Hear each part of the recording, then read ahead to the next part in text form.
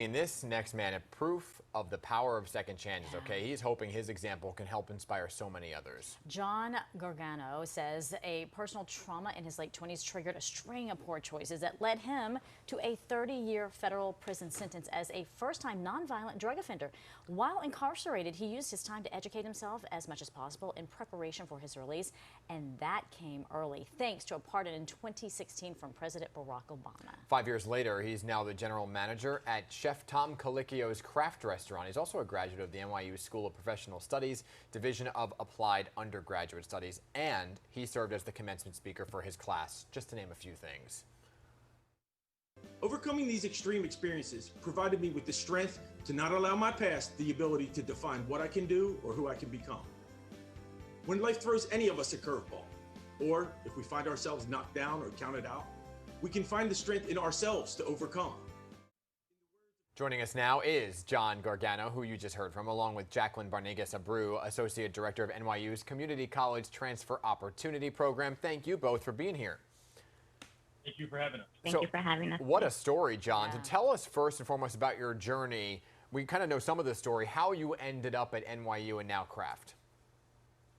So after being released, I had this desire to validate my reentry into society. So I went to the Coming Home Project at St. Luke's Mount Sinai Hospital.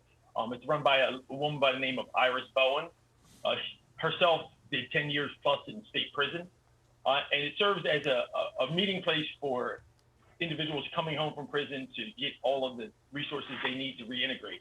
From there, she introduced me to College Initiative, ran from John Jay College, which led me to Hostos Community College. Wow. While at Hostos, I finished my undergraduate study and got an associate's degree in business administration while working for Chef Tom Colicchio at River Park on 29th Street in Manhattan. From there, I was nominated for the SPS CC Top Scholarship at NYU School of Professional Studies. Wow, it is quite a journey. I love this photo of you there. Jacqueline, hey, I got to bring you in here because when we first reached out to John, he was absolutely adamant about highlighting the people and organizations who helped him along this way, and it has been quite the journey. So what does it mean to you to have played a role in John's success? For me, it's truly humbling. I passionately love what I do, and as being a first-generation student myself, the Community College Transfer Opportunity Program is here to promote access to our local area community college students to know that NYU is definitely an option for them, that they have the potential to succeed at NYU and to successfully graduate like NYU. And John is a great example of our program and the services that we provide. I mean, and we're showing these pictures, John, because we understand President Obama sent you a handwritten letter after graduation. As you saw from those photos, he shared your story on social media. Here's the handwritten letter. I mean, what did that mean for you to know that he reached out years after your pardon, and then, you know, not everybody has the art of a handwritten letter anymore? It's pretty humbling, as Jackie said. NYU School of Professional Studies, the CC Top program, I said in my commencement speech, from the first time I set foot on the campus, that community welcomed me with open arms.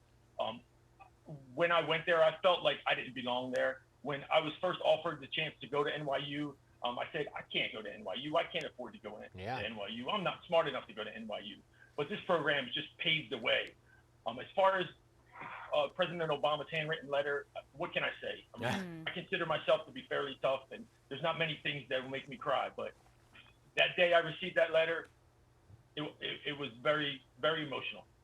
Yeah. John, I have to ask you, as you look back now from where you are and where you've been, and you look at these young men and women incarcerated, maybe possibly similar stories to yours, how do you feel that your story, one, can inspire them to change their lives, but also about the journey for criminal reform in the system? What do you plan to do in helping that come about? Well, since I've been home, I've testified before 60 prosecutors at Yale University. They had a seminar for criminal justice reform. And I think that my success, and I attribute it all to the dozens of individuals like Jackie who get up each and every day, selfless, giving of themselves to help others and give people opportunities that they otherwise wouldn't be given. And I carried with me the burden of my success or failure will determine whether or not the tens of thousands of my brothers and sisters that I left behind those prison walls to someday realize their own Obama moment, where they can come home and be reunited with their families. That must have been amazing. Just very quickly, we're out of time, but what was that like when you got to come home and hug your family? It was incredible. It was incredible. Yeah. You know, you're away, you let your family down, you let your friends down, you let yourself down. And then to be given that second opportunity, you have to make the best of it.